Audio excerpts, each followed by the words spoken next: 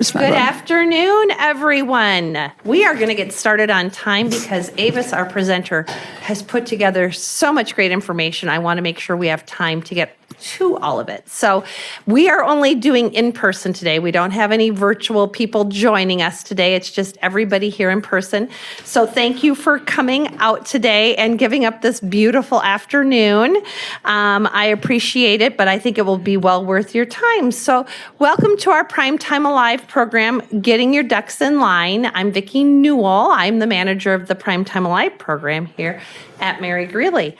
I just want to let all of you know that Avis is saving like a half an hour at the end for questions. So if you can jot those down as we're going along, we will get to as many of those as we can at that time.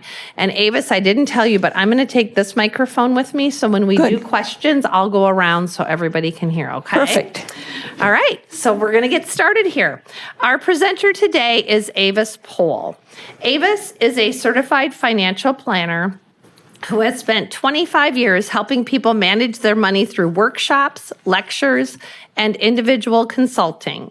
She is a graduate of Iowa State University and the College of Financial Planning in Denver, Colorado. She grew up in Iowa and recently moved back here from New York. Please welcome Avis. Thank you. Thank you, Vicki.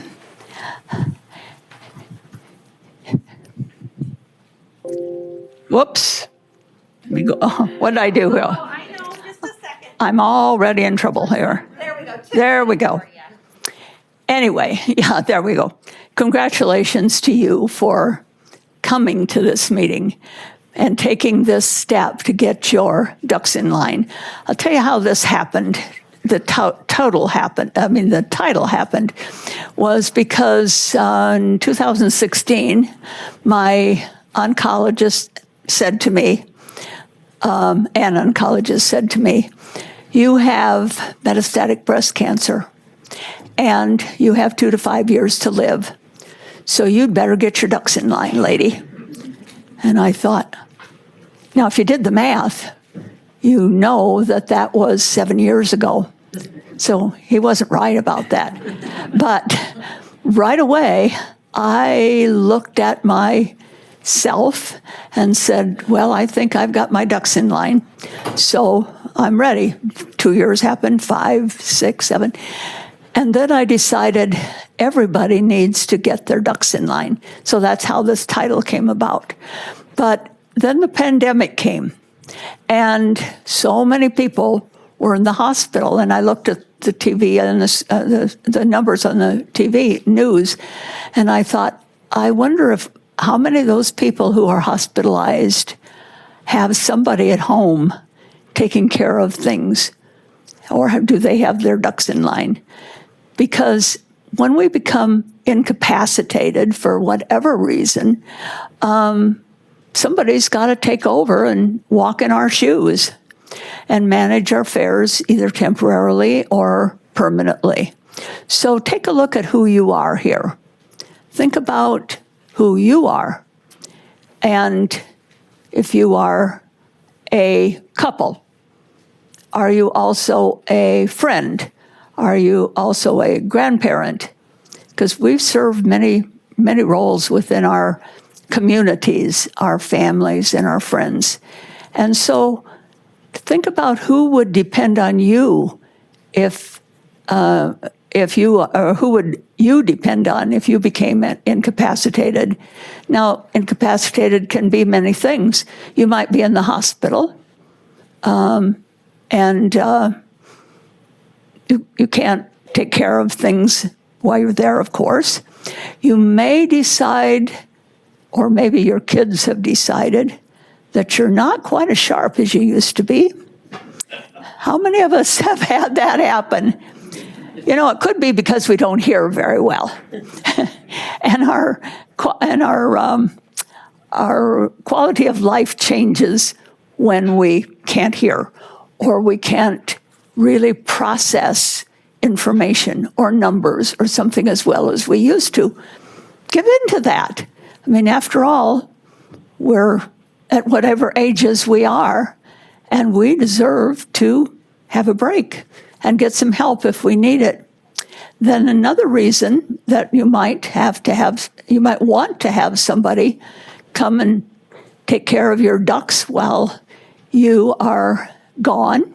Maybe your daughter moved to Australia and you just had a new grandbaby and you just need to go see that grandbaby, of course.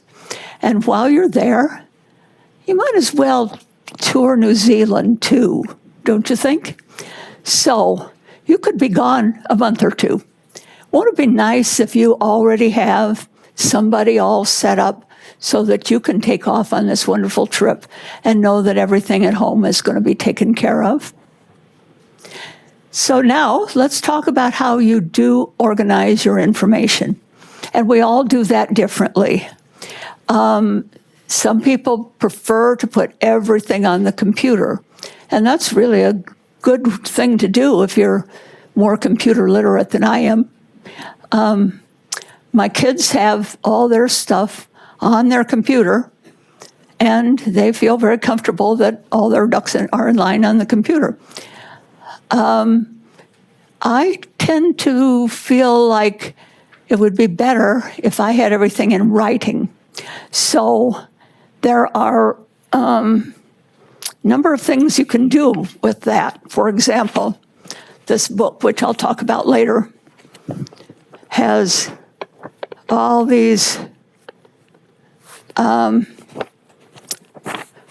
things that have pages and pages and pages that you can write on. But look at the book that Iowa PBS gave us, and that'll give you a place to start. I really am appreciative of Iowa PBS saying, we know about what you do, and we have a workbook that we would donate to you if you like. So they brought me 50 copies, brought them to my house. And of course, they would like for us to donate money to Iowa PBS, but I do anyway, and some of us do, many of us do. But it was very good that they gave us this book because that gives you a place to start anyway. In fact, the first half of the book is this kind of thing. The second half has to do with charities, and that's going to be an important part of what you do, getting your ducks in line too. Some of us who don't do our things on computers, some of us, meaning me, find that this kind of thing works. I've got a tab for everything that we're going to talk about today, so that when, in fact, as far as I'm concerned, if I want to look up something, I can go to my book, and my kids call it the Green Book. And actually, they don't call it the Ducks in Line book. They call it Mom's Hit by Bus book. But anyway, because I used to say to them, I have been raising my kids as a widow since I was 40, and the kids were little. But as they grew up older and older, I could put more responsibility of helping me on them. And I used to say, they'd come for Christmas after they were in college, and afterward I would say, okay, you guys, we need to sit down in case I get hit by a bus, and I'll tell you what we need to do here. But whatever you do, you need some way to put this stuff that we're going to talk about today together. First of all, and you'll notice that I have a little duck for each of the topics. So every page is not going to have a duck, but every topic is going to have a little duck that we're going to put in our line. The book that you have gives you a good place to start. And you do need to put your biographical information together. And all of these things, I don't need to go through them because you got a copy of the slides. You can read, and you can look at it. You can use that as a guide for yourself. Then you'll need to put down your professional advisors. Now remember, you're doing this so that somebody can pick up this information if you become incapacitated or you go to Australia to see that grandbaby, and they can take care of things for you. So you'll need to have your list of doctors, your financial advisor, your CPA, your attorney, and be sure you put the name and address and contact information for that. Now, you need to tell only the people who need to know where you store your important documents. So how you use this book will be up to you. You might put everything in this book, but if you let everybody in the world see this book, they might get all of your information. So sort out the important documents that you need to keep in a special place, and like where are the keys to open things, and learn what the rules are. If you have a lockbox or a vault or even a fireproof box at home, what should happen if the owner, who may be you, dies, or the person who is depending on you dies, and you need to know how to get into that. So give somebody besides you access to those lock boxes. And we'll be talking about the importance of durable powers of attorney. And you'll need to let them know who has access to that. Now, if you put a lot of information on your computer, which we put a lot on our computer, maybe not all of it, but whatever you have, you need somebody to be able to get into your computer. And so there's a main password, and we all know what that is. And then if you can have a password manager, how many of you use a password manager on your computer for all your passwords? Good for you. How many of you have a little book with all your passwords on? What happens when you change your password? You cross it out and you put in a new password, right? How many of you just remember your passwords? Somebody has a better memory than I do. And you need to be able to manage your passwords yourself and also make them available to someone else. And whether you use a password manager or a little book or whatever, remember those things are going to change. And you have to be able to make that change. So put them in pencil and erase them, or get a new page or something. But anyway, when you have documents that you want to keep, available for the person who is going to come in and walk in your shoes, be very specific about where they are or where the keys are, and you need to let them know. And if the keys to your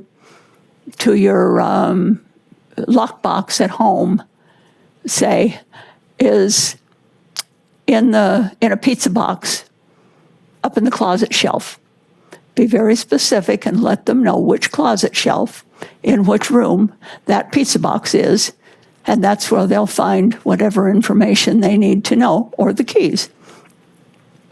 Now, here are things that you will not put in your bank's safe deposit box. Some of these surprise people, I think. You don't want to put the original copy of your will. Where should you keep it? Well, that's where you put it in a very secure place. I don't know about a pizza box, but some secure place that somebody can find and get to.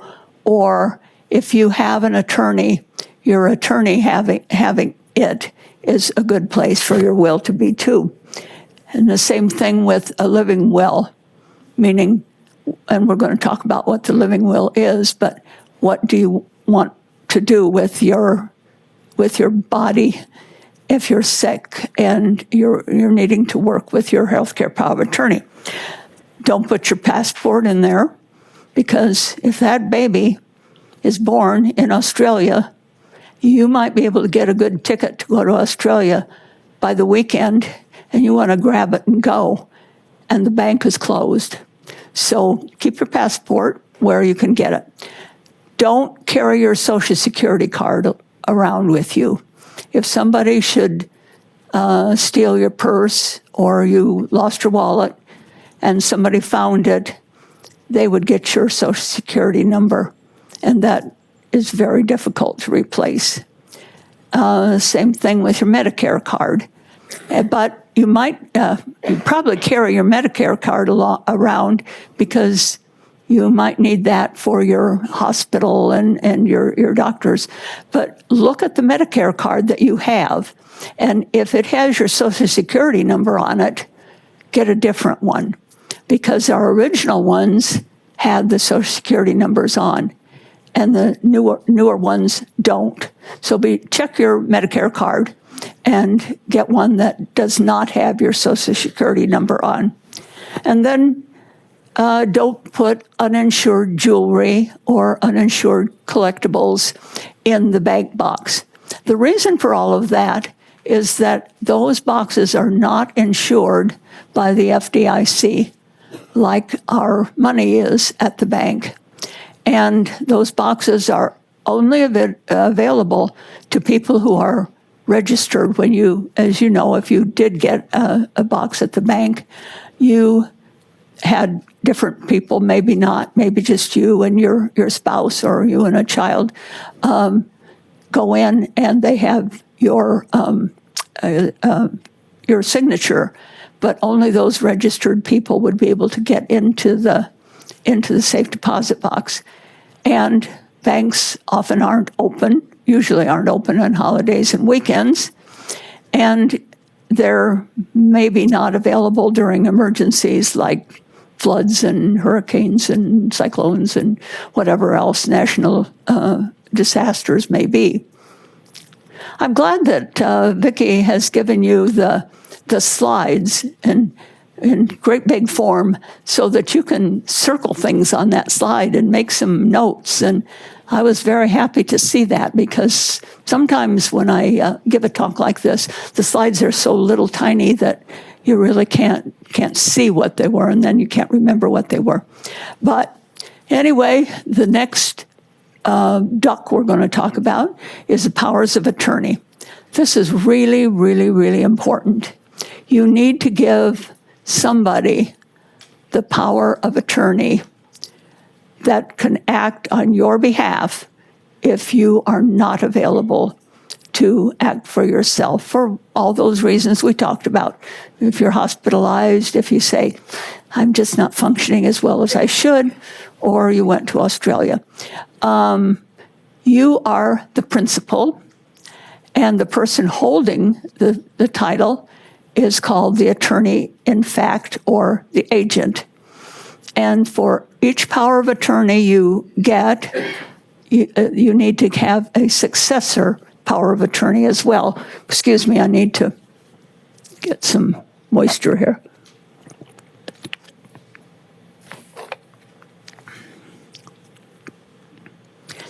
There are different types of powers of attorney, and it's important to know the difference between them.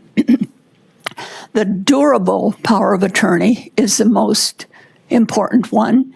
That person has the most authority, because they can sign things for you. They can do whatever you have asked them to do, and agreed with you that maybe they can sign. They can do whatever they're allowed in the document that you made with them.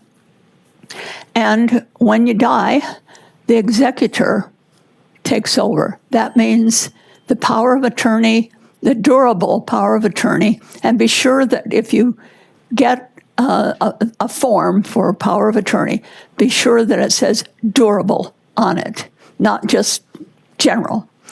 Because a general power of attorney, as soon as the person is incapacitated, their power ends. And then a durable power of attorney takes effect. So you might as well start out with a durable power of attorney. And there is a form for that. Every state has its own type of form. You can find these online, or you can get them from your attorney if you want to, or you actually, I find all of these kinds of things online, and I'll show you where else you can get them. Then the next one, and this is an important one too, is the healthcare power of attorney. And this person makes healthcare decisions for you if you can't do it yourself. But that person is somebody that you have been working with, so they know what you want as you know, if they have to represent you, they will work with your doctor to do the things that you would do if you were able to take care of yourself. So back to the durable power of attorney, that is sometimes called the power of attorney for finances, because that person can handle all of your finances. They can pay your bills, they can, anything that your finances will allow them to do, they can sign for you. And if they're not really good with numbers or good with finances, they can empower somebody else with your approval to help them out. You should also add a successor power of attorney or a successor agent in case that power of attorney is not able to act on your behalf when you're in Australia. The durable power of attorney and the successor agent should understand what they're signing. And this is, again, a state-specific form. And we can get them online. You can get them from your attorney. Your attorney will do it for you if you want. Remember, they charge by the hour. And you really don't need to do that. You can get the forms. You can also get them from the state attorney general's office. But you just look at them online. In fact, I showed you that orange book that tells you where to get them for each state. Now let's go back to the healthcare power of attorney. In many states, it's called the healthcare power of attorney. In Iowa, it's called the medical power of attorney, but it's the same thing. And that's where you designate your agent or your power of attorney to communicate your health care decisions, which you have determined, and you have let them know what you want them to do if you can't do it yourself. And it has to be done with the judgment of your physician as well. Again, be sure that you name a secondary person and that person also understands what you want. And as I said, state compliant forms are available online. They're legal. You need to fill them out and have a notarized signature.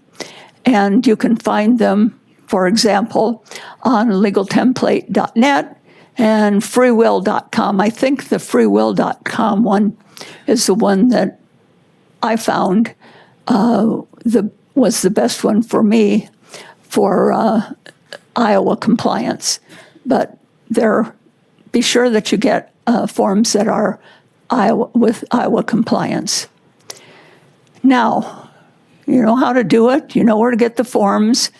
You know what you're going to have these people do for you. So, and no, as I said, all power of attorney forms must be notarized, your signature and theirs. But your attorney, in fact, whether it's medical power of attorney or healthcare power of attorney, may not be under the age of majority in whichever state you live in. So if you move to a different state, you can get online, say, what is the age of majority in Nebraska? And you can find out. Sometimes that changes in states. So be sure that your people are under the age of majority. They currently must not be in a state of bankruptcy. If they can't handle their money, you certainly don't want them to handle yours, do you? And they must not be the owner or employee of a care home where you, the principal, resides or receives treatment, because that's a conflict of interest. But you can name, as I said, more than one. You can have, and you should have successors too. You can also use a fiduciary, which is like an accountant, a lawyer, a registered investment advisor. I happen to be a fiduciary, but I prefer to teach people rather than work with individual people anymore, although I've done a lot of that too. And you can add more items than the form allows that meet your needs. But you can also have your attorney make those documents for you. And remember, you pay for that. Okay, here's a couple of terms to remember. A conservator is somebody who is legally appointed by the court to manage financial affairs for a person who is unable to manage their own affairs. That has, I just have become aware of this in my own family. I've asked about a cousin that lives in Missouri. I haven't heard from her in years, and I hadn't heard that she had passed away, but she also hasn't answered my emails for a long time. So I checked with her niece, who I know, and she said, oh, she has Alzheimer's, and she has been in an Alzheimer's facility for a couple of years, and her son is her conservator. This means that the son has taken over his mother's finances, and because she didn't have a durable power of attorney. So when she got she just couldn't handle it, and she was put in, as Kate said, a care facility. Her son was appointed by the courts to handle his mother's affair.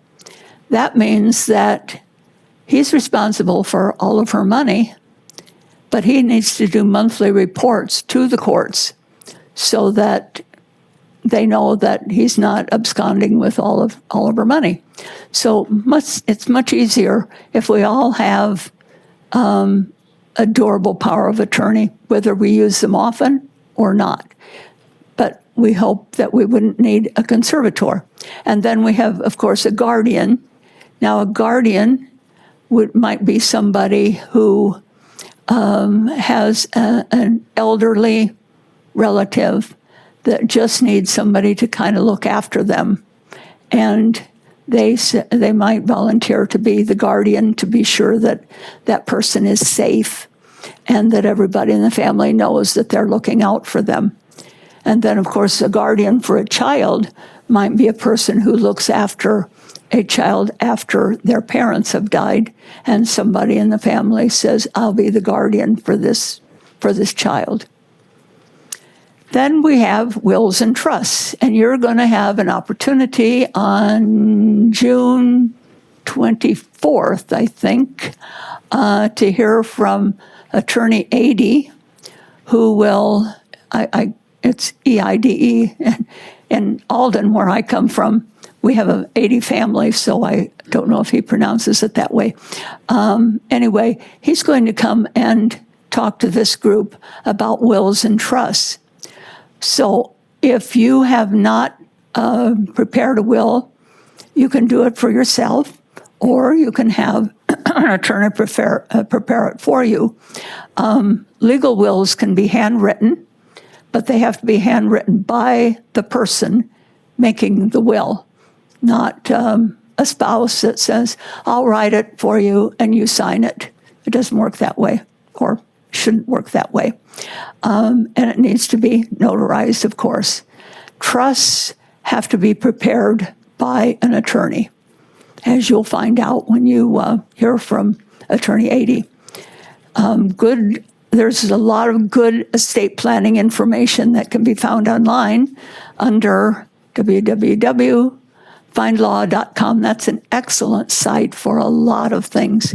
I think there's a lot of information on that in that book that that you have, that NPR, Iowa PBS has given us. I think there's a lot of information in that. That's a really good little book. I'm really thankful that they knew about us and they said, we have some workbooks if you would like to have us bring some. And of course, I accepted that. So look at that book pretty carefully because there's a lot of good information in there. These are things that you will not put in your will. Trust property, and because a trust is like a whole different thing. It's not a person, it's a trust, but it's its own entity, and it would not be in your will because you don't own it. It is its own thing. You might be the manager of it, or you might have somebody else be the manager. But as you learn about trusts, you'll find out why you didn't need to put them in your will or shouldn't put them in your will. Don't put in jointly held property.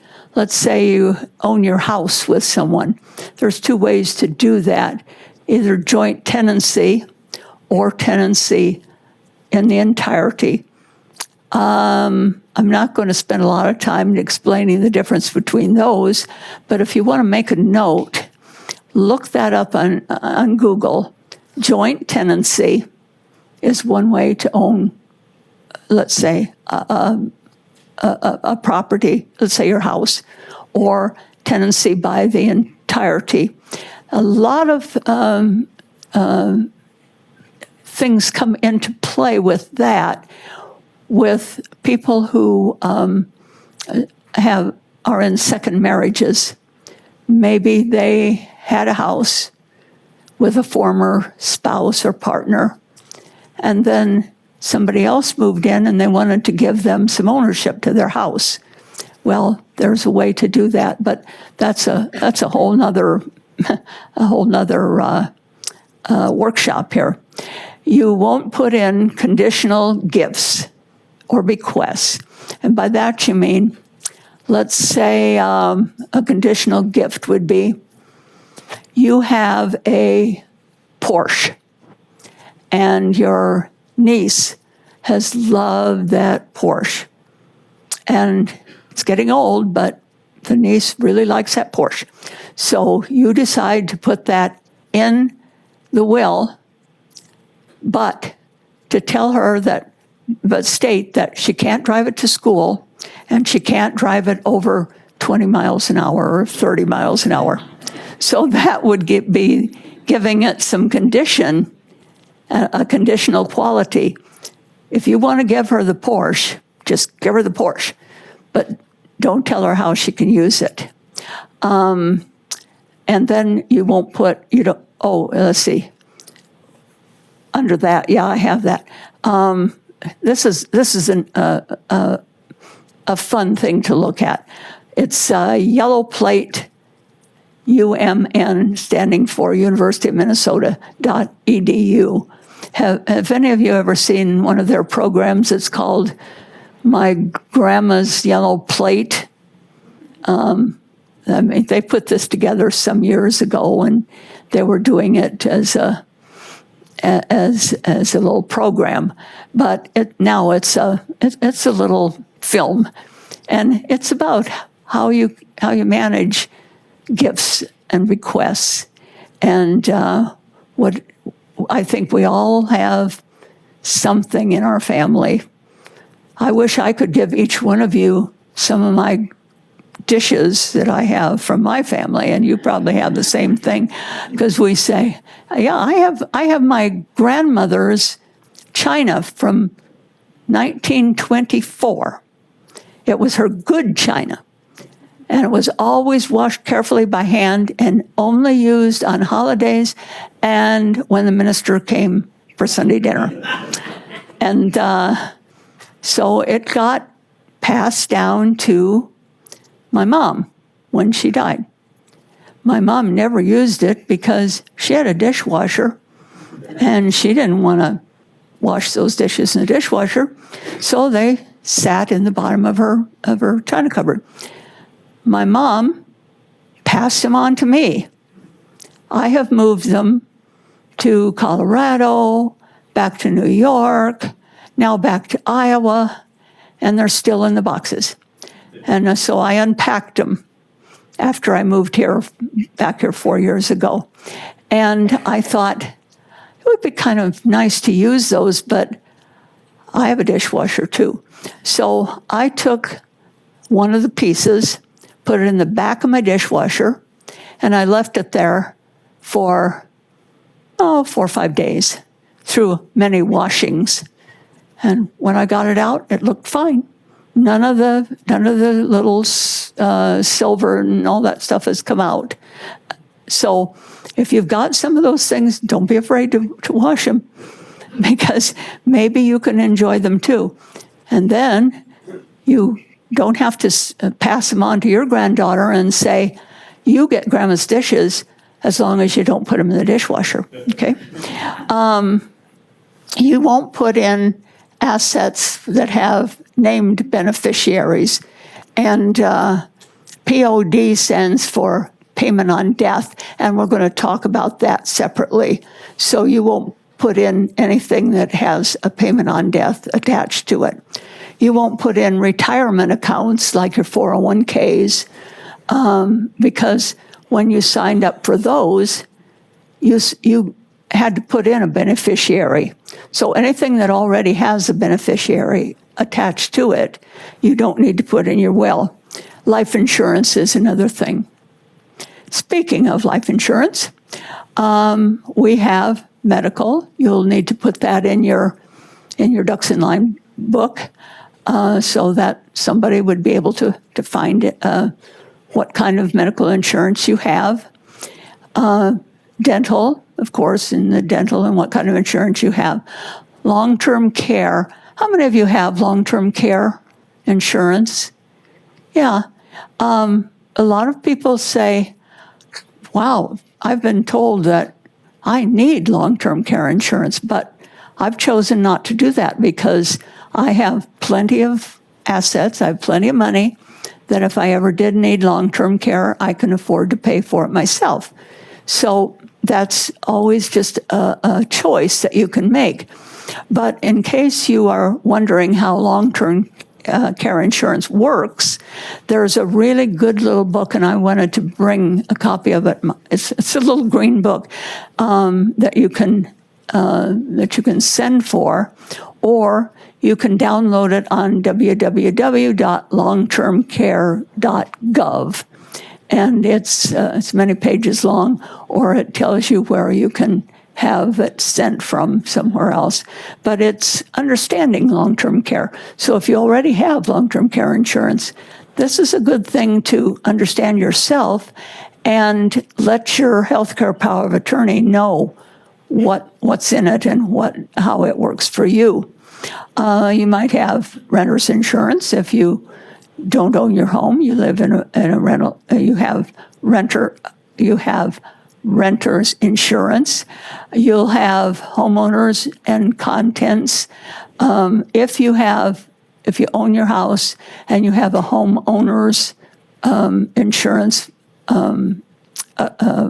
account, you can then get an umbrella policy, and that would cover a lot of other things that are in your house and about your house. You might have unemployment insurance. If you're not employed, of course, that doesn't happen to you. But as we talk later about how we want our kids to understand all of the stuff we're talking about, that might be something that they'll have, as well as disability. Now, if you have disability insurance, the person who is, let's say, holding your durable power of attorney, or somebody who may step into your shoes, they would need to know where this disability insurance is coming from and where the money is going every month. And then if you have other property like rental property that you rent out, you own a commercial building, you have a vacation home, maybe you have a timeshare, be sure you list all of those things so that the person that's coming along and taking care of things for you will be able to find that.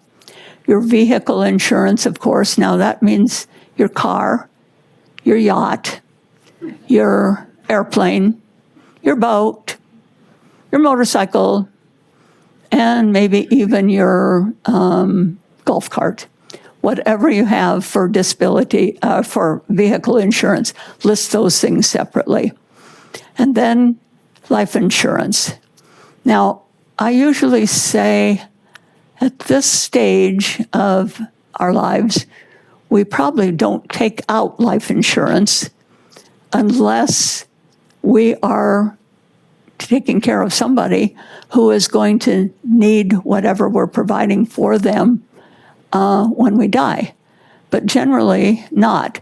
And if you do have life insurance and you're still paying premiums on a term policy, take a look at it and see if you really still need it. And if you've been paying on it a number of years and you feel like you still need it and somebody really needs the money, fine, but it's a choice that you need to make. And look for old policies. And this is just an aside, too. I was helping a woman in Boulder, Colorado, getting her ducks in line. She had never married. She was a retired professor at CU, and her friends were getting really concerned that she was not managing very well. And that some of them said they would kind of help watch over her, but they really didn't know where to start, and they knew what I did as a consultant. So I came in and we got powers of attorney and so on.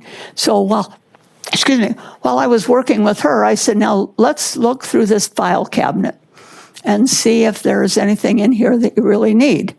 Well, we found, I think, every bank statement that she'd ever had. And people often say to me, that was my mother-in-law, or that was me. Don't keep papers that you don't need. Don't keep old bank statements, or don't keep anything that you can't get in some other way. And certainly you can do that by contacting the bank, for example. Then I found this little folder, and there was a life insurance policy in there. And I looked at it, and it was an old, paid-up, whole life policy. And I said, Lucille, who's Mary Green? And she said, Mary Green? That's my mother, and she died years ago. Well, Lucille was 80 years old, and Mary Green, her mother, was still the beneficiary of a paid-up life insurance policy. So we had to contact the insurance company, and I said, you know, you need to get a new beneficiary on this. It's not too late. We can get that changed. Who would you like to leave this money to? And she said, well, I don't know. I said, do you have a sibling? Yes, I have a brother, but I don't like his wife, and he's sick, and I don't want her to get the money. Okay. Does he have children?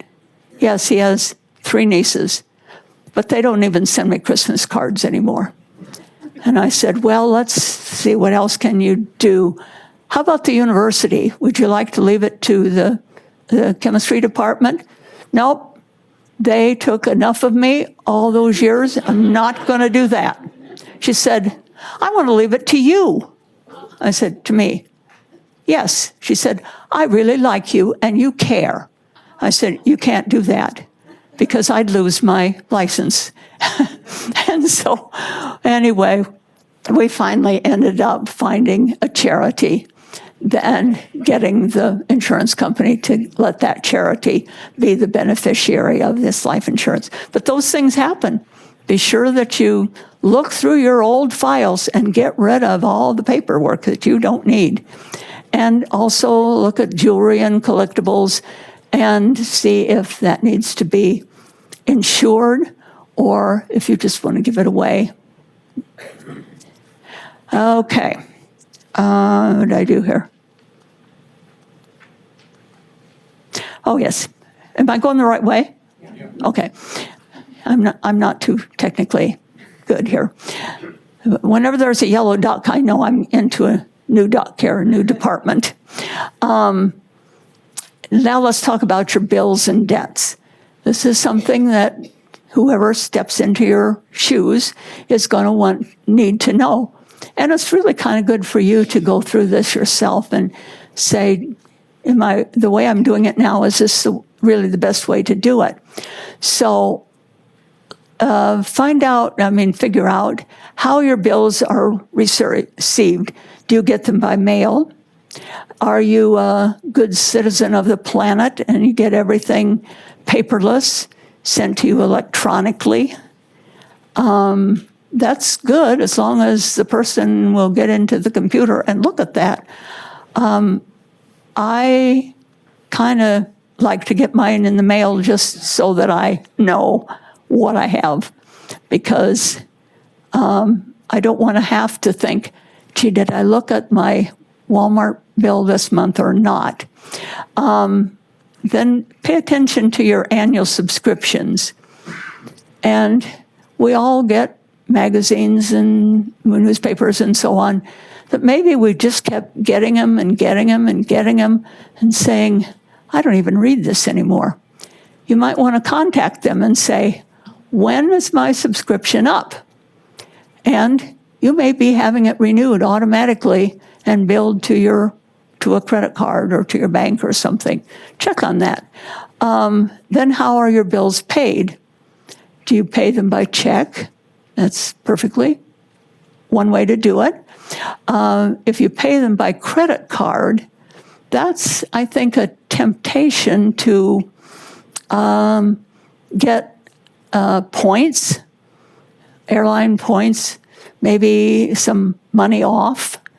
And we all know how credit card companies compete for your business. And you need to pay attention to those credit cards.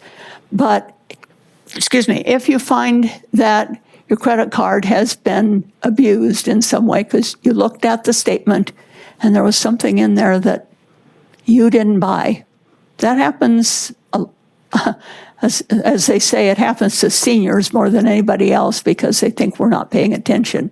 They don't know us, do they? But if a credit card has been used for something that you don't recognize, you call the credit card company right away, and they will stop the payment and say, we're sending you a new credit card. You'll get it in 3 to 5 days. Well, that's just really fine, except it'll have a new number probably.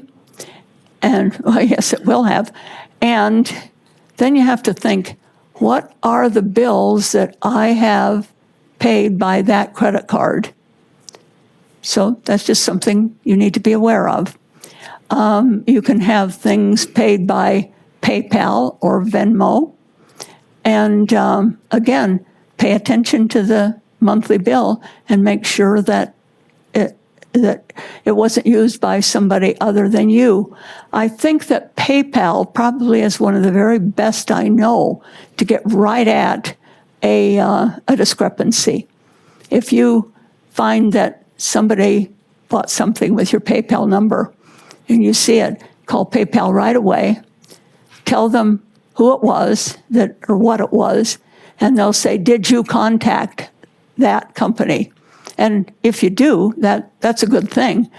Sometimes you can get hold of them and sometimes you can't, but PayPal will follow up and make sure that that was your charge.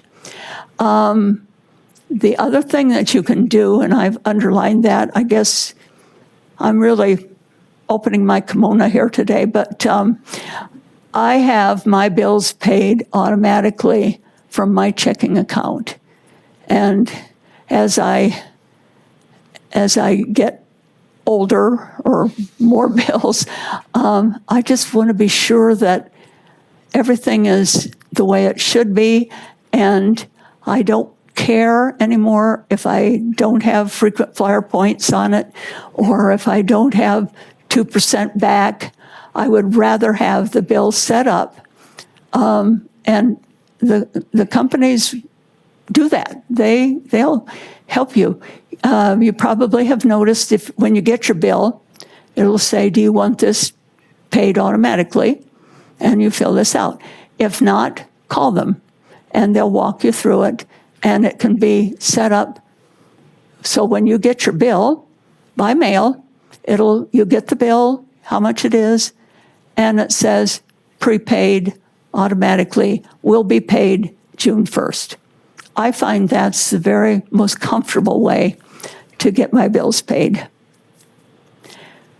We've already talked about credit cards a little, but you need to make a list of all your credit cards. How many people have no credit cards? How many of you have one credit card? Good for you.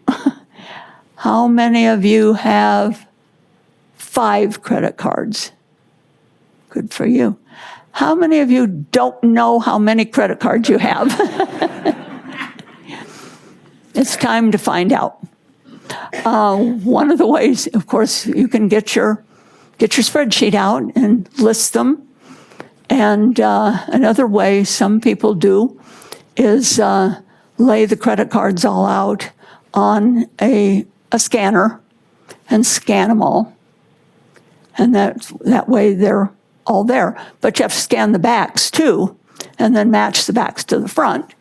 And if you like doing that, that's certainly a good way to do it. But you want to list every credit card and the expiration date, and you'll put the credit card number in there. And if you don't have the whole number down there, at least have the last 4 digits, so that when you call the company because you lost your credit card, they might say, "What's your number?" And you say, "I don't know, I lost my credit card." And they'll say, "Do you know the last 4 digits?" Yes, so you can give them that. Then they'll ask you, "What's the secret word for your credit card?" Do you remember what your secret word is? Well, probably if you have 10 credit cards, you can't remember. Maybe if you have 5, you can't remember. And they'll always give you a clue, like, what was your favorite teacher's last name? Well, I give her last name, and then they say, "No, it starts with an M." So I say, "Oh, it's Mrs. Clark." Yes, you got it, bingo. But they'll help you. But it's good that they have these secret words, because nobody else would probably know what your favorite elementary school teacher's name was. But if you use your father's middle name or your father's first name, that's an easy name to get, or your mother's maiden name. If somebody knows you, they can figure out your mother's maiden name pretty quickly. So get a secret word that nobody can probably get. We talked about your reason for having it. Check your monthly statements, report the discrepancies, pay the monthly invoices automatically, pay the subscriptions automatically, and notify them when you want to cancel them. So otherwise they will just keep rolling over and over and over. And so every now and then call and say, when is my subscription on this due? Because maybe you don't want it anymore. So don't let it roll over and set it up again. Set up automatic payments with the credit cards with the credit cards with the bank, just like you did your utility bills and anything else that you prepay. and pay. Sometimes you might use PayPal as the payment for something, a utility bill, let's say, or something. And then you can have PayPal paid by the bank. So those are all options that you have, but be really careful about your credit cards, because AARP is, how many of you belong to AARP or get the information? So we get these magazines and monthly statements and emails and everything that say how vulnerable seniors are. And it's not our fault. People target us because we're seniors. They think we don't know any better, I guess.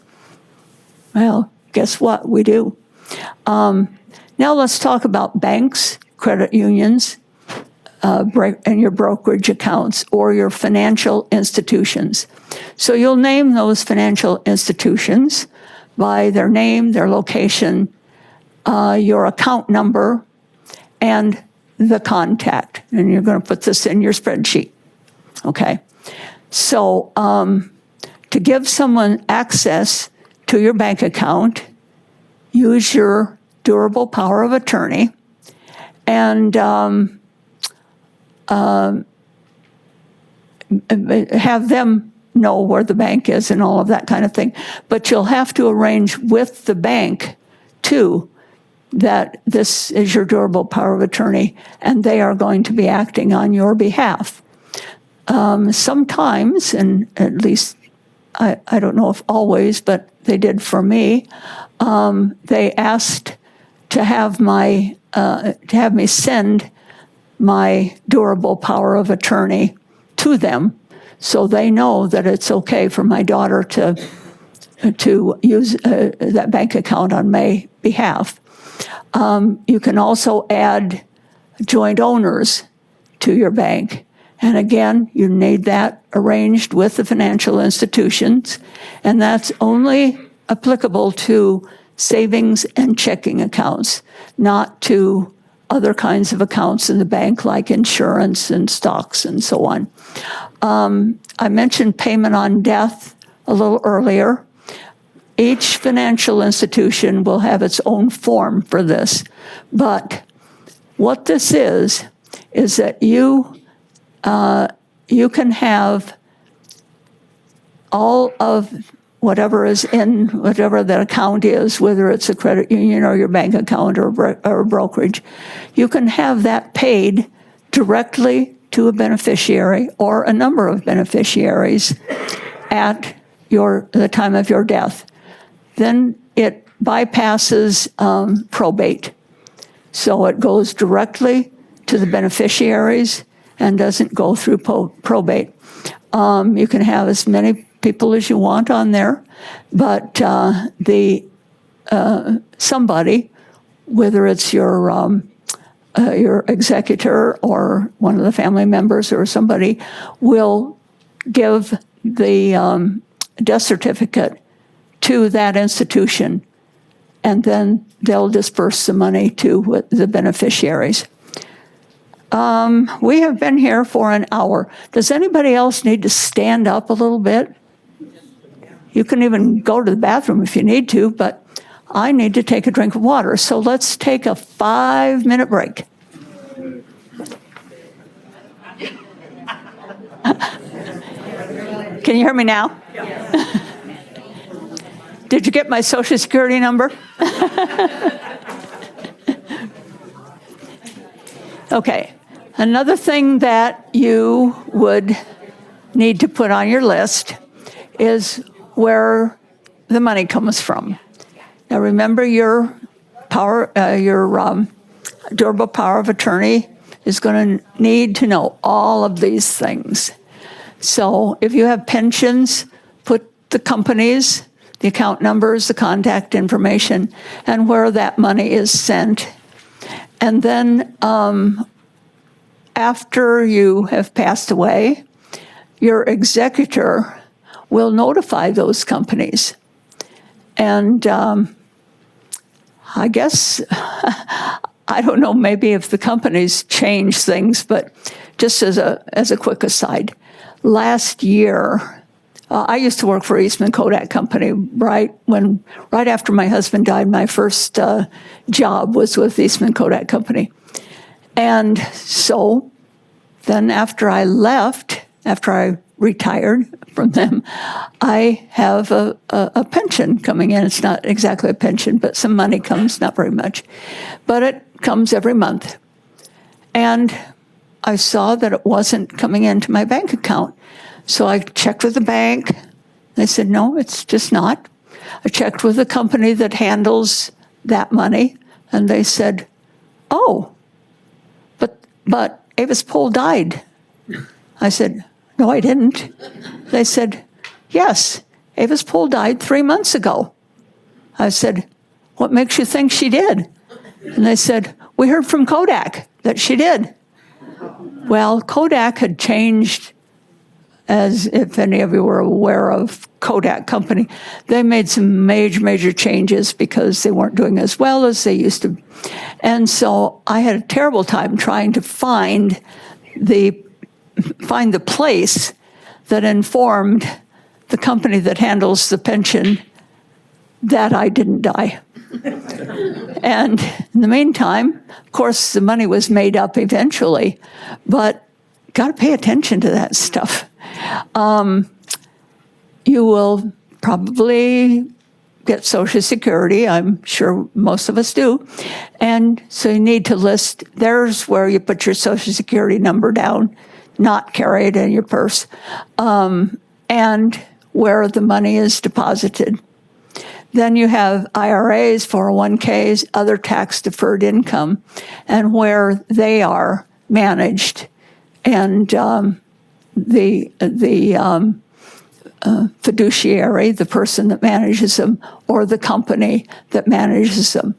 And then you may have other income. You may have it from rental property or whatever, you know what your other income is. So put that on there too. This is one of our least favorite things to talk about, but we do have them.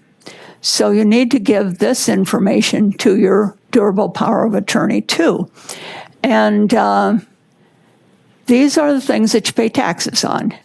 So you'll need to list all of these things and where the tax comes from, how it's paid, and like in the case of property tax here in Ames, we pay that in two sections. So we get this bill, and we pay the first half, right? Then we have to hang on to that other half so that when it's due, you pay for it.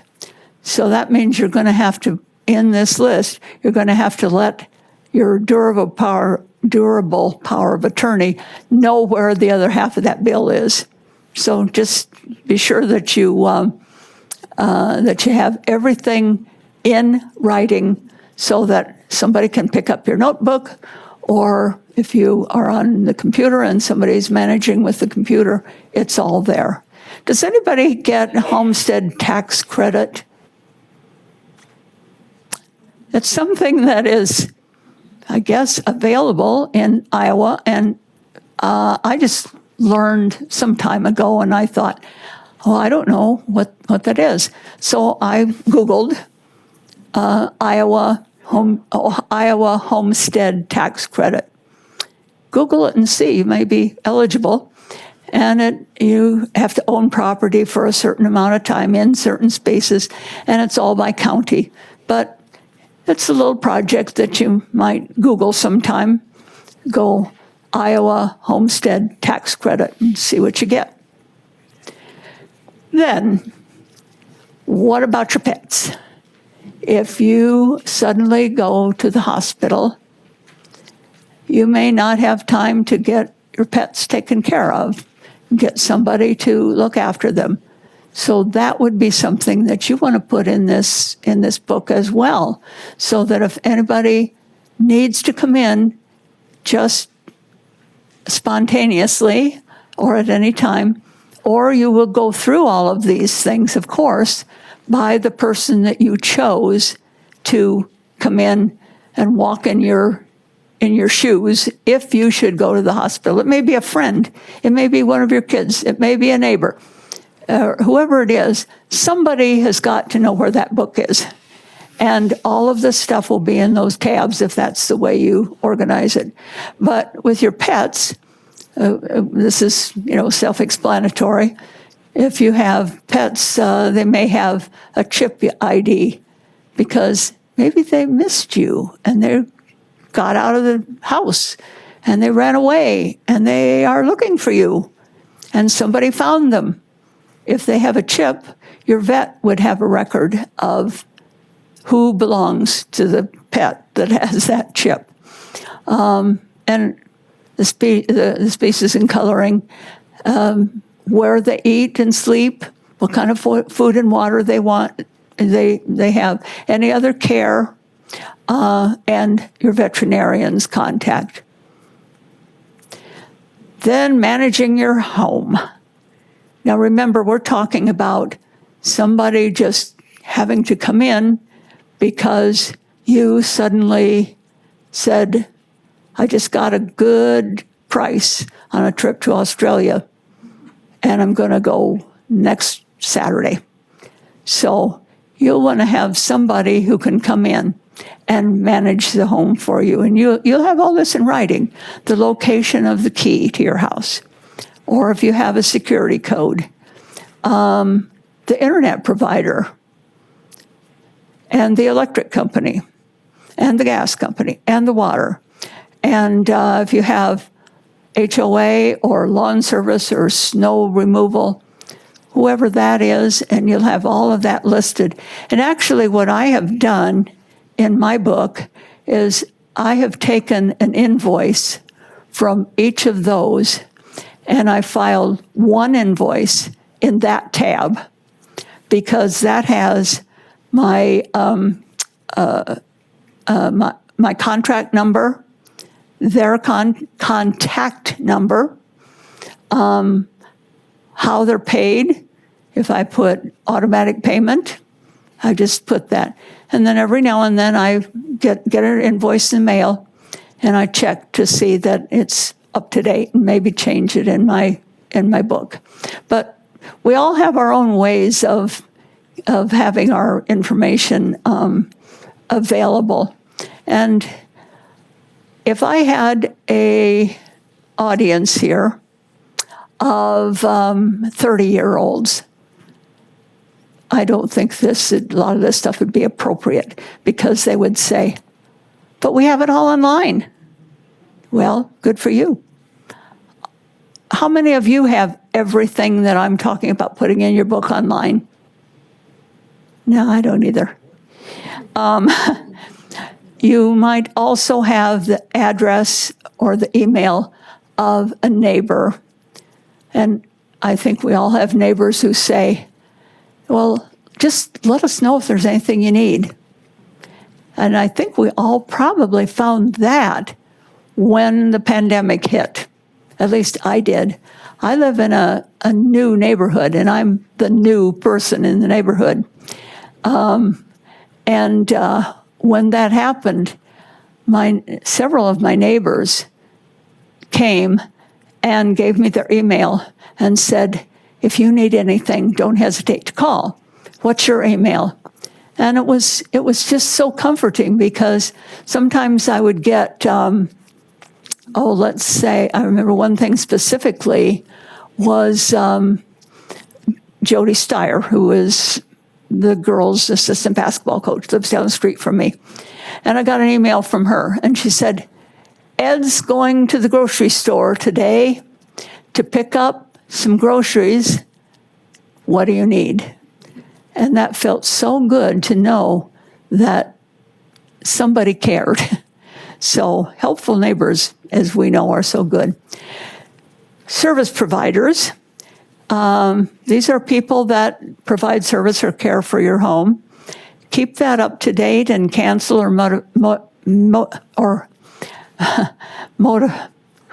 modify these service arrangements if they're necessary, and include the phone numbers and the contact numbers. And there again, I just put a an invoice in my book because it has all of that in there. And I will write on there if they come every spring. Call them every April. Call them to turn off the land sprinkler in September. You know, those things are just so handy for somebody who maybe had to come in and couldn't talk to you about it ahead of time. So whoever helps take care of your home, if you can't do it, would need all of this information. Now, there are other people besides people who take care of our powers of attorney, who take care of our houses, our pets, and so on. So if you're a babysitter or you pick somebody up from school, I mean, these are just things that I got off the top of my head, but you'll have your own.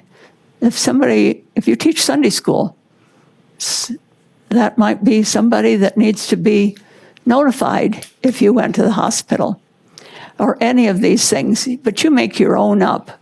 I'm sure none of these apply to you, or maybe they do. Then charities you wish to support. You will, I'm sure, in the second half of this book that we got, get a lot of good information on how to donate to charities. And that's good information. The book that Iowa PBS gave to us, read that book. It's got some really good stuff in it. And obviously, they would like for you to donate to them. And I think I asked for these books, and I reminded them that how much I donate to them every year. It's one of my big donations because I use Iowa PBS so much. But that's good information in there about how charities work. Now, charities are really, it's just not, just anybody can be a charity, but it's an organization that the primary objectives are philanthropy and social well-being, might be educational, religious, anything else serving the public interest. And if you wonder about it, go down to the bottom where you see charitynavigator.org. And you can type the name of that in there, and it'll tell you whether or not that's actually a charity or just somebody who wants money, which is okay too. But if it is a real bona fide charity, you may be able to take some of the money that you need to take out of your IRA for your required minimum distribution. Now, those of you who are not 70 years old yet are not worrying about that. But the rest of us, when we turn 70 and a half, need to take a required minimum distribution, as we all know, from our 401ks. And the fiduciary that handles that determines how much we need to take. But before you take it out, one of the things you can do is to have a certified charity. For example, Mary Greeley Hospital is one of them. Iowa PBS, Iowa State University Foundation, and these charities. You have the person or the company that handles your 401k. Let them know that you want to have money taken from your 401k and given directly to that charity. And what they'll do is they'll cut a check for, you have to tell them how much. Let's say you want to give $100 to Iowa PBS. You have them send you the check made out to Iowa PBS, and then you mail it in. That way you know that it got sent to the right place and that you got the thank you from Iowa PBS, and you can put that on your tax return next year that you made that donation. So that's a good way to not pay the penalty for your 401k, which you have to do when you take your required minimum distribution. Now, for some of us, it's going over our heads the very first time we hear about this. It did mine anyway. But it's a good way to look into it. And Google is so wonderful. It's so forgiving. I'm finding that I can type in a question and thinking, they'll never figure out what I'm trying to ask here. But I type it in, and it'll come back and it'll say, did you mean? Has anybody run into that too? It's just, Google is so forgiving. And if you say, no, that isn't what I meant, let me try it again. And you can almost find anything you want to know if you type in the question, and they'll match an answer for you. Your durable power of attorney, if you are incapacitated, can make those contributions for you if you wish, but they would take care of it through the company that handles your 401k and takes care of all that. And if the durable power of attorney has looked at your list, they'll see what charities you really like, and then they can arrange that to take it out of your 401k. Also, as soon as you pass away, your durable power of attorney ends immediately. And then your executor takes over with handling everything that you arranged to send to beneficiaries, put in your will, whatever. But if the durable power of attorney can work with the person that you choose as an executor ahead of time, that's really helpful too. Or whoever you choose for your executor, it's really good if they know what your wishes are too. So get people who are working for you to know each other and to work together. On another list, the memberships and communities that you belong to, with the office you hold, the communities you serve in, contact information, so that they can be notified that you won't be coming to be the secretary of that organization anymore because you have gone off to Australia for 3 months. But you'll be back. But let them know. Then my final wishes. Now there's a whole lot of information about that. And there's a lot of information about that in this little booklet that we got from Iowa PBS. So I won't go into that. You can read this. You have the pages that Vicki gave to you with the copies of the slides, so you can go through that. But www.agingwithdignity is one of the best websites that I have found on the internet. So bring that up and take a look at it and see what kind of information you can find there that would be helpful to you. Then stay informed. I asked you if you belong to AARP. I'm sure there's other organizations, but that happens to be one that is really on our side. It stands for Retired Persons. And of course, what is it? I don't even know what the AARP, what? American Association of Retired Persons. Good, thank you. Yeah, we just know it as AARP for so long. It has excellent, excellent information and help for you. And it helps you stay informed too. And if you find something that maybe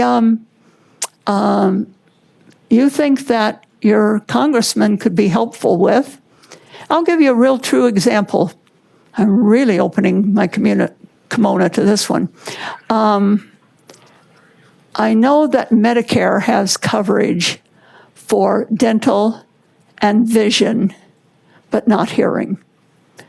And if you were to look at the percent of people over a certain age who have hearing loss, it comes up on the internet.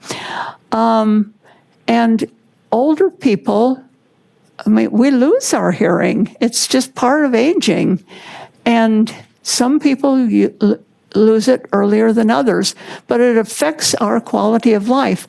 I happen to be from a family that loses hearing fairly early. I mean, early, like 50, 60, whatever. And I remember my grandpa, way back when I was a little girl, the only way he could talk to us in family reunions, he always liked to talk individually with each of his 13 grandchildren, one at a time, because he wanted to ask us how we were doing in school. So at Thanksgiving, we were all there. And Grandpa didn't have a hearing aid, but he was the original Rube Goldberg, I swear. He took a funnel and he attached a piece of garden hose to it. True story. And he put the garden hose into his ear, and he had us come one at a time by age. We had to find the person, 13 of us, next and oldest. And we would talk into the funnel to Grandpa, and he would say, "What's your favorite class in school this year?"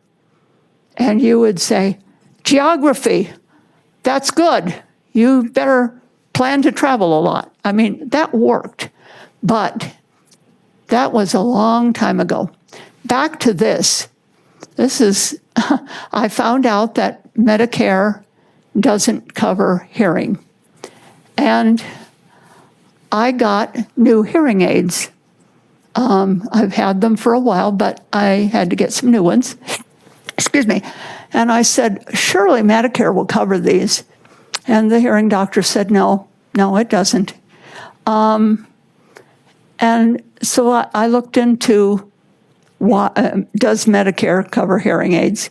I didn't believe her. And it said, does not, but there's a bill in Congress now that has been passed by the House that will put hearing aids, that will put hearing devices on Medicare, and it has to be passed by the Senate in October. Well, guess who Congressman Grassley heard from that week? So we can try, but I'll be anxious to see. Yeah. I just got on Medicare, and I specifically asked that question, and I am on a Medicare that has dental, vision, and hearing. Is it? The percentage dollar-wise for hearing. Is it? Will you repeat what she said, Avis? What? Will you repeat what she said? Is it Medicare, or is it one of the insurance companies like? It's Aetna. Yeah. Okay. That's different. I have. I thought that was the way it worked too. Those insurance companies. She said she's on Medicare, and she found that Medicare covered hearing aids. That looks like that, but they. Those companies, I happen to be on Humana. I know Aetna works the same way. They will give you hearing aids from a particular company that they have a contract with. So that's true. And what I looked for, because I thought, well, that's good. I'll just take whatever Humana gives me. Well, then I found out that what I wanted was not on their list, but hopefully Medicare will give them money. Now it's just the insurance company. Okay, that's about it. These are some resources for you. I have mentioned before, I think that this one is the best thing that I have found. And I have worked with the Ames Public Library within the last couple of weeks, 3 weeks. And I said, would you get a copy of this and put it in the library? I said, last year, in 2022, I gave this presentation to 215 people, and they all would like to see this book before they buy the book. You can buy it from Amazon, it's $25. But if you can look at it, then you'll know whether or not it's something you want to buy. And they said, okay, we'll buy one. So they did. It's there. It's out right now. It's due to come back May 2nd. So if you want to look at it, go to the library website and get yourself on the reserve list. And then the other day I said, would you get another one and put it in the reference library? Because I was going to be talking to 50 of you today. And I said, if they could just go to the reference library and take a look at it, that would be helpful. Because you might not want to buy it, but at least you can get information from it. And buy it on Amazon. And Books A Million, somebody said they tried this, but I've had a lot of people who said this worked for them. Books A Million down on Duff. And it depends on who's at the cash register, I think, whether or not they know about this. But I did go in last year, and I went in again recently, and I said, I have these people who would buy this book, but they don't want to stock it, and I can't blame them. You know, that's a big bookstore. If they bought 25 books and nobody bought them, they wouldn't know what to do with them. So what they arranged was that if people would come to the store and tell them that they've been in my class and they would like to buy it with my discount, then you buy the book, but you don't pay any delivery fee, any postage and handling. And someone here told me they didn't get it or couldn't get it, and it might be because the person at the cash register didn't know what they were doing, but a lot of people have been able to get it. So you're paying for the book, but you're saving $7 because they're not sending it to you. Okay. I just want to point out, just the way I read your slide, it almost appeared like the book is free because the way we're at no charge. So you pay for the book, it's the shipping is free, and they'll ship to your home if you get the right person. Well, right? Yeah, and if they don't seem to know what they're doing. You're right. But I have not had, I go in and check it every now and then. Yeah. But unless they change cashiers really often. So far, the cashier, you can ask for the the manager or assistant manager, but I've only had that one person who said they didn't know what they were doing. So if you can't, just ask for a manager and tell them that we have this agreement. Okay? Thank you, Vicki. Yes. Okay. You have, we're doing fine here. Okay. You have these pages. Communication between generations. After you get all your ducks in line, you go through this and you check all these things that you read here. And then you need to have a communication with your family. Now, as I told you earlier, I had 2 kids. And at Christmas time, after they got to be adults, and we got together once a year anyway, when I could get everybody, I'd say, okay, I made some changes because I moved to a different house or I took a different job or whatever. Here are the things that are a little different. But here's the green book. Here's the book is not changed. And they always used to say when I said, okay, let's sit down here. And they go, oh dear, here comes Mom hit by a bus talk again. But they were glad that I had this so that they knew how to do things in case I was hit by a bus. Of course, I was living in a city, so it was more likely than than when I was living on a farm. But here's just an example of something that if you write something to your family, or you give them a book, something that will be a little notice to them that this is why you're doing it. And of course, these are my words, but you'll have your own words. And you see how they're organized. And this is just totally up to you. We don't have to go through this. But now it's time for questions. I have a microphone. I have a question here. I will get around and we'll do as many as we can, okay? Okay. We have one right here, Vicki. Oh, okay. On the booklet given to us all, do it in pencil and look at it yearly so you can update it. But what I really want to tell you about is the National Disease Research Interchange for Tissue and Organ Donations. And make a note of that. National Disease Research Interchange.org. And look at that, and it'll tell you what they're interested in for diseases and what they'll take and so on. I've done that on my husband, and I'm working on the 3rd brain autopsy on him, and then I have volunteered myself for this program.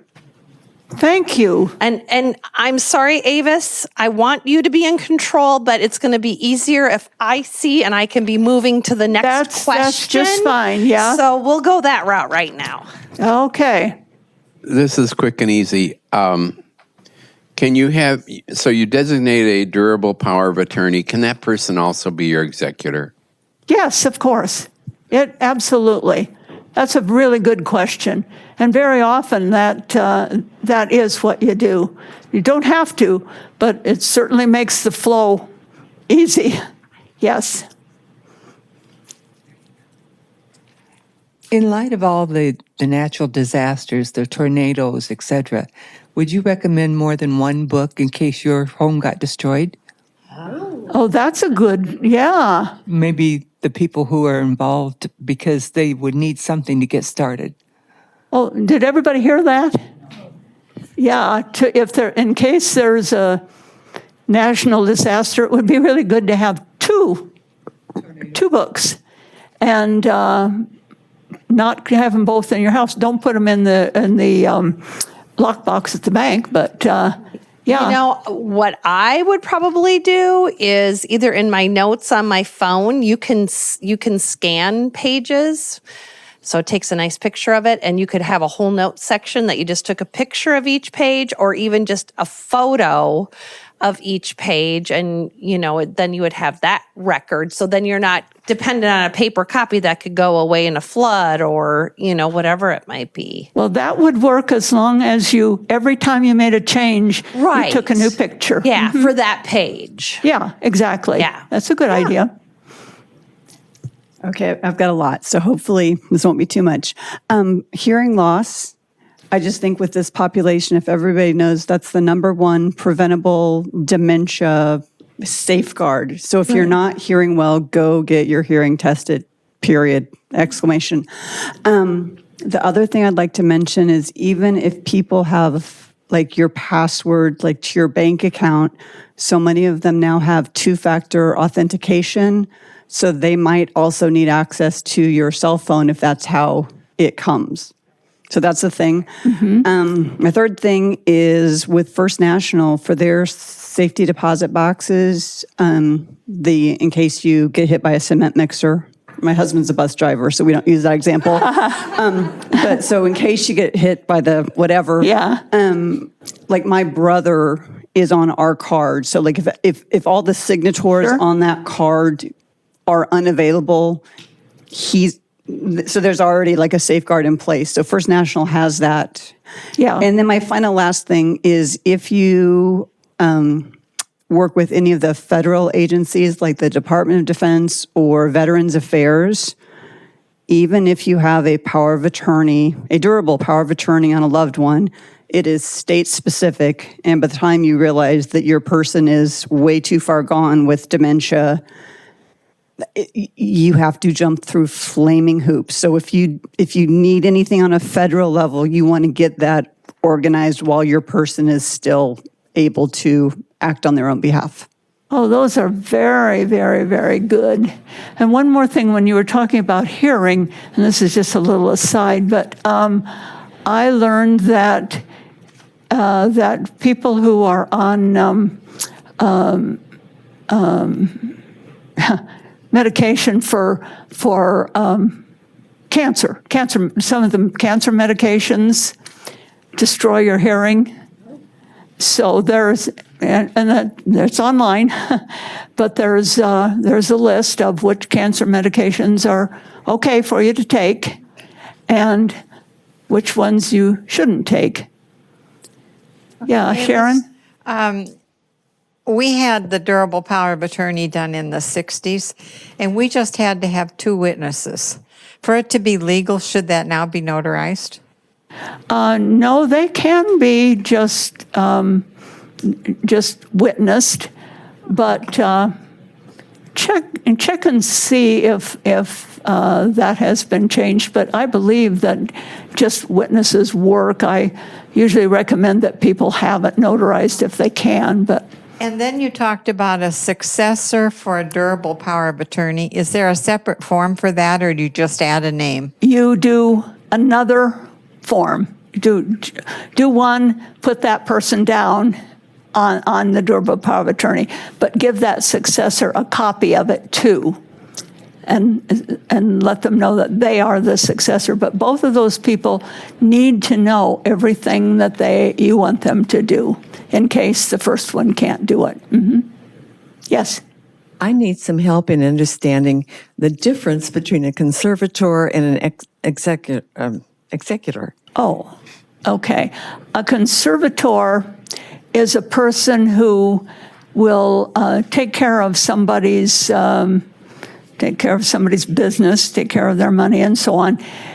If they, let's say, got put into or had to be put into an institution, and somebody had to come in and step in and take care of their money, but there was not a power of attorney to do it. So that person would be appointed by the court. An executor is a person that handles your will after you die. The conservator might be the executor, but like in the case of my cousin, I'm sure, well, she didn't have a will, she didn't have any of this. So her son, and she hasn't died. So I don't know if her son is going to get the courts to let him be the executor or not. That's something he would have to work with an attorney on. Yes. Oh. And then where's the next one? Okay. I just want to say too, and Charity Navigator is really good, and it'll show you how much is going for administrative fees and advertising. Mm-hmm. Also on conditional gifts, I wanted to give this brief example. This man had put in there he wanted his sons to have the guns and so on. He ended up having to buy them. So in turn, on anything you want your relatives to have them put it in addition. Just see the attached thing of bequeath, and that will cover that. Nobody has to buy it like what happened here. Thank you. So who had a question? I know you have one there. Did somebody over here have another question? Yes. Okay. Okay, on your terms to remember, you had conservator and guardian. I don't know if that's, but do they have the legal right to do business for the principal, a guardian, or? Yeah, a guardian. Conservator is court appointed. Guardian is who appoints them. A guardian would be somebody who is taking care of the person, but not the money necessarily. They're just kind of looking out for them.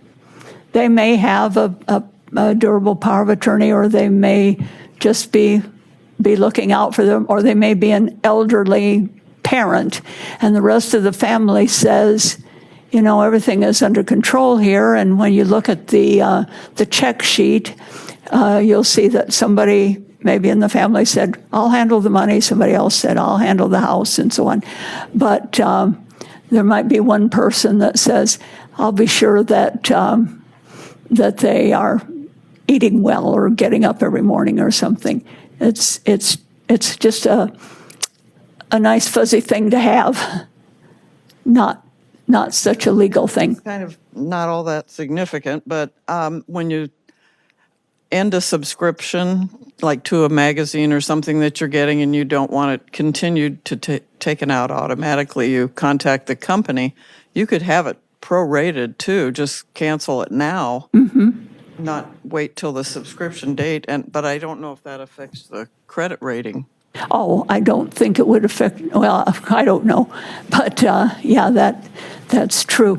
Sometimes subscriptions are kind of hard to get out of, even if, for example, I love to cook. And I had wine and food, or wine and whatever that was, for a long time. And it kept coming and coming and coming, and I had stopped the subscription. And in fact, the credit card that I'd paid for it on wasn't even good anymore. So I called them and I said, when does my subscription end on this? Here is my number. And she said, oh, it ended a long time ago, but we've just kept on sending these because we have so many. So if you keep getting them, just call, because maybe they're still charging you, but maybe not. Okay, my husband and I owned our home, and he passed away 15 years ago. I have never had his name taken off of there. Should I do I think it's called a quick claim thing or something to get the house so it's only in my name? You need to work with an attorney on that, because that would depend on how it was set up, whether it was whether it was owned together, or however the title was set up on the house. But get an attorney to take a look at that and give you some advice on that. 1 second, I'm making my way down. Thank you. I'm getting lots of steps in. I wish I could do that. Not that the attorney isn't a bad suggestion at all, but the Story County Auditor's Office, the people who answer the phone are so incredibly nice, and they might be the first place to go. And also about your car registration or anything like that, but they've got great customer service, so they could also steer you in a good direction. Good. Thank you. Boy, you're a wealth of information. Thank you. If Google doesn't know, call her.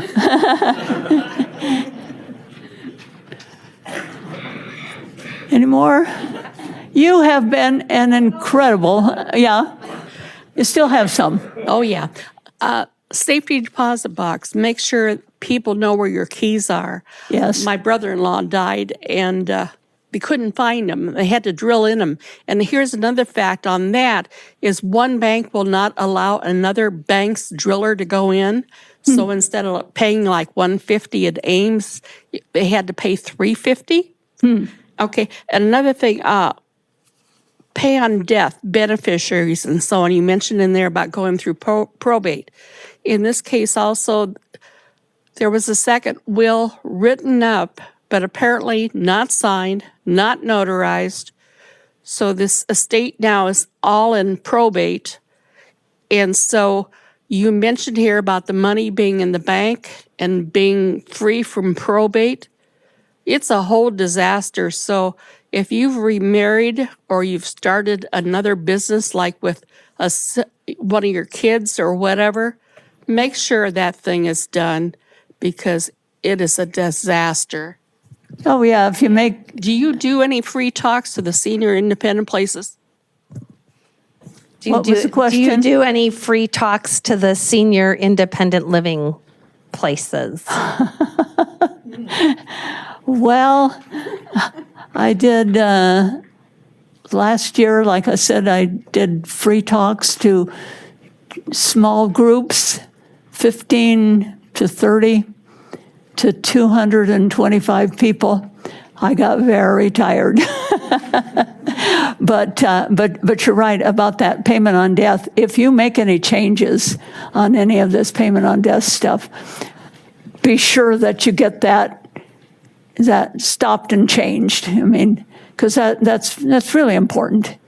And work with the bank, because the bank will work with you. But any of those kinds of legal things, if you make any changes, be sure that you go in there and stop what you have and redo it. Thank you very much. Oh, Avis, thank you. What a wonderful program. Thank you. My goodness. So many. I've already heard some nice comments. And now Avis did say to me before, because I do want us to respect, she puts a lot of time and energy, and giving it to our presentation is a lot of work. And she had told me, she said, it's getting hard to do these, but I've enjoyed working and doing this, and I would consider coming back here. So that might be an option, Betty, where we could have a larger group. And if you wanted to share it with the people where you live, maybe we could go about it that way. Because we're the one of the problems sometimes I have is the technical stuff that's set up. Right. This is ideal. This is. I have Vicki, I have Tim. Yep.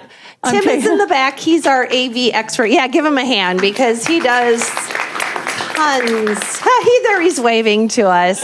I'm taking Tim out to dinner. We've already made an arrangement. You've already made arrangements. He was so great. Oh. And you people have been fantastic. I have really, really enjoyed it because you're, what do I say? We're kind of the same age group. Well, I had a birthday, March 30th, and I turned 85. And I thought, I don't know how I'm supposed to act because I've never been 85 before.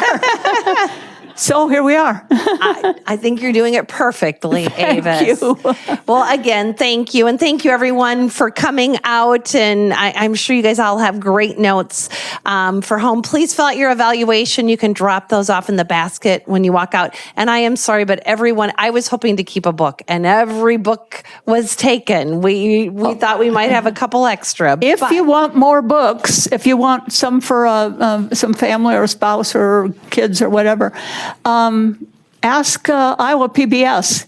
I needed 3 more this week, and I called and I said I need 3 more books, and in 2 days they had sent it to me. So call. See what they'll do, or there might be Iowa a small PBS donation or something. Yeah, well, they know I'm. She does it again, make sure she has a chair to present it. Yeah, we'll get you a chair next time you can sit in to present. Oh, well. That was her suggestion. Okay, Thank so you. next week, I just want to let you all next week, we have a program on Tuesday, Longevity, Health, and Happiness. And this is Peter Martin from Iowa State, from the Gerontology Department. And if you've been to his program, you know how great he is. I'm sure you'll come back. If you haven't, he is a wonderful presenter. So 2 p.m. in this room. And then Wednesday, May 10th, that following week, we have a program on glaucoma and its new treatments. So hope you can join us for some of those. And those 2 programs will be offered in person as well as virtually. So thank you, everyone. Thank you, Avis. Thank you, Tim. Oh, thank you. Have a great day.